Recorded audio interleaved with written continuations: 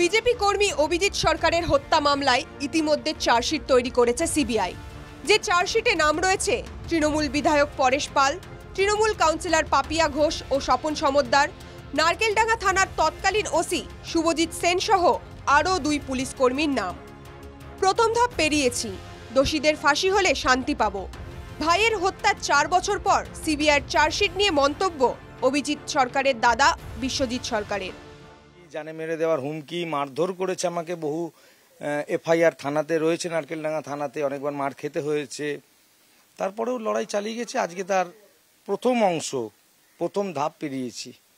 এরা সাজা পেলে, ফাঁসি হলে তবে মানসিক শান্তি আমরা পাবো।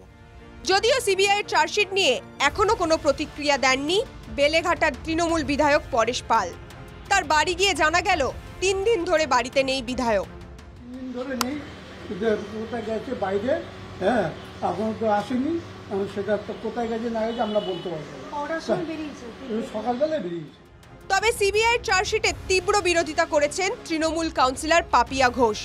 উল্টে অভিজিৎ সরকারের পরিবারের দিকেই আঙুল তুলছেন পাপিয়া ঘোষ, স্বপন সমদ্দার দুজনেই। সে কতটা অভিযোগ করার যোগ্য?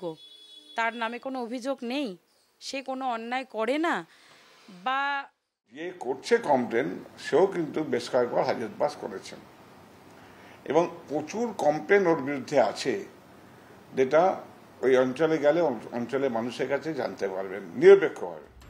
চার্জশিট গঠন সম্পন্ন। আগামী সোমবার শিয়ালদা আদালতে সেই চার্জশিট পেশ করবে কেন্দ্রীয় তদন্তকারী সংস্থা। 2021-এর নির্বাচন পরবর্তী হিংসায় নিহত অভিজিৎ সরকারের হত্যা মামলা 2026-এর নির্বাচনের আগে চড়াচ্ছে রাজনৈতিক পারদ। সঞ্জনা লাহিড়ীর রিপোর্ট, এনকেটিভি বাংলা।